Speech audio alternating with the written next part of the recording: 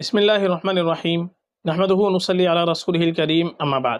محترم ناظرین کرام، ایک صاحبہ ہیں فاطمہ، انہوں نے سوال کیا: السلام علیکم، پلیز شازیفہ نیم میننگ، جزاک اللہ خیر۔ وعلیکم السلام ورحمۃ اللہ وبرکاتہ۔ دیکھیے، جو لفظ آپ نے پوچھا ہے شازیفہ، یہ عربی زبان کے اندر لفظ آتا ہے ذال کے ساتھ میں اور بڑے شین کے ساتھ میں، شازیفہ۔ شازیفہ یہ شازف کا مؤنث ہے۔ شازف کے معنی آتے ہیں پانے والا، تو شازیفہ اس کے معنی بھی آئیں گے پانے والی۔ تو شازیفہ نام، یہ نام رکھنا چاہے تو بالکل رکھ سکتے ہیں، نام رکھنے میں کوئی خرابی نہیں ہے، نام رکھا جا سکتا ہے۔ اور زیادہ بہتر ہمارے لیے یہ ہے کہ ہم اپنی بچی کا نام رکھیں تو صحابیات رضی اللہ عنہن اجمعین کے ناموں پر، ازواج مطہرات کے ناموں پر، جو نئے خواتین گزری ہیں ان کے ناموں پر نام رکھ لیں۔ یہ ہمارے لیے اور بہتر ہوتا ہے، باعث فضیلت ہوتا ہے۔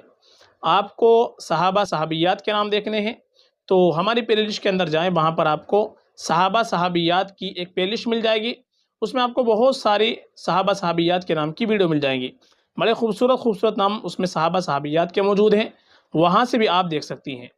اسی طریقے سے لیٹر کے اعتبار سے نام دیکھنے ہیں تو اس کی پلے لسٹ بھی موجود ہے، اے سے لے کر زیڈ تک کسی بھی لیٹر سے ہم کو نام تلاش کرنا ہو، چاہے لڑکی کے لیے چاہے لڑکے کے لیے، وہ بھی ہم دیکھ سکتے ہیں، وہ بھی موجود ہے۔